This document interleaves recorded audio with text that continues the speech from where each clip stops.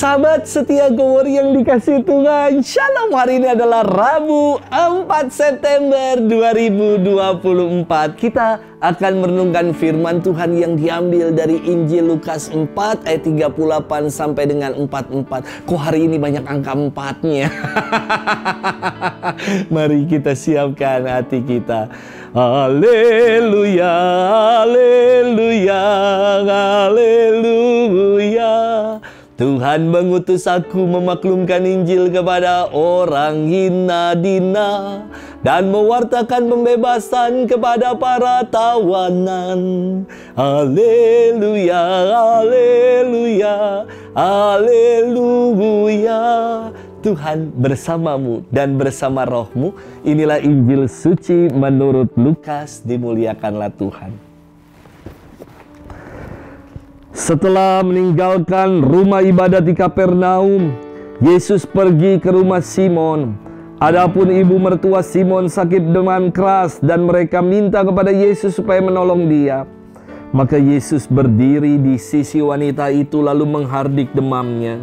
Segera penyakit itu meninggalkan dia.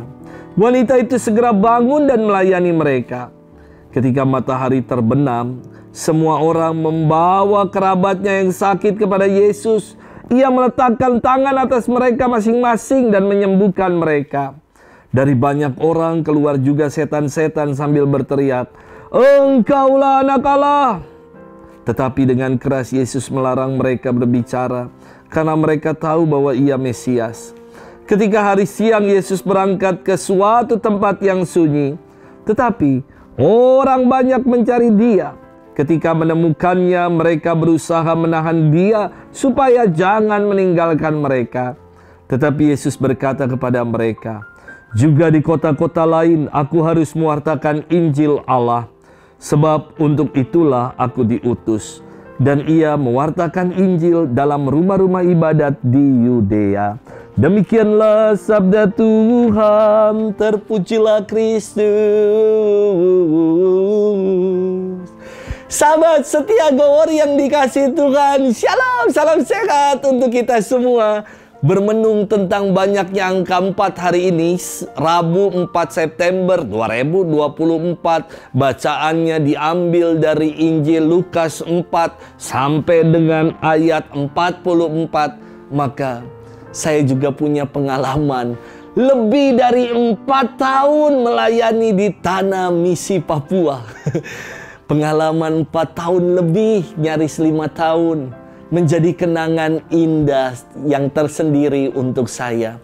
Ketika saya mau kembali ke Jakarta, dalam perayaan perpisahan, umat di Papua pada nangis. Dia nganterin sambil berkata begini, "Pater, kau tugas di sini saja boleh, Pater." Tetapi perutusan tidak bisa pilih-pilih. Kalau boleh saya kutip pernyataan Yesus, saya ingin katakan kepada mereka, juga di kota-kota lain aku diutus. Sahabat setia Go Word yang dikasihi Tuhan, berita tentang Yesus yang mengajar dengan penuh kuasa, membuat berbagai mukjizat di Kapernaum, membuat orang banyak terpesona dan menginginkan agar Yesus tinggal selamanya bersama dengan mereka. Namun, Yesus tidak terjerat dalam popularitas diri hingga ia melekat pada komunitas di Kapernaum. Dalam firman dikatakan, Yesus telah menyembuhkan ibu mertua Simon, dan saat sore Yesus menyembuhkan banyak orang dan mengusir roh jahat. Keesokan harinya ketika udah siang, Yesus berangkat ke suatu tempat yang sunyi. Sementara orang banyak cari-cari dia, dan ketika menemukannya mereka berusaha untuk tahan Yesus supaya jangan meninggalkan mereka. Orang-orang di Kapernaum ini ingin memonopoli Yesus hanya buat mereka saja. Namun Yesus tidak mau melekat pada popularitas diri dan terjebak di suatu tempat.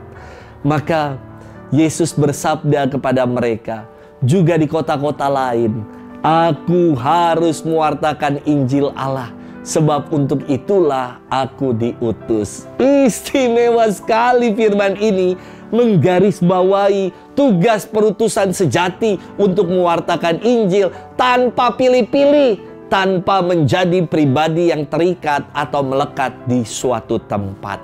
Sahabat setia Gowori yang dikasihi Tuhan, dalam hidup ini ada satu penyakit yang membuat kita tidak berkembang, yakni melekat pada zona nyaman kita, zona aman kita. Kita enggan untuk keluar dari kenyamanan dan kemapanan karena kita melekat di dalamnya. Paus Fransiskus menyatakan begini terhadap gereja: lebih baik gereja yang mengalami kecelakaan karena keluar untuk mewartakan Injil daripada menjadi gereja yang sakit karena hanya berdiam diri saja. Kita pun menerima perutusan yang sama, yakni kita diajak untuk menjadi duta-duta kabar gembira dimanapun kita berada. Selamat bermenung, dan Tuhan memberkati kita selalu dalam nama Bapa dan Putra dan Roh Kudus. Amin.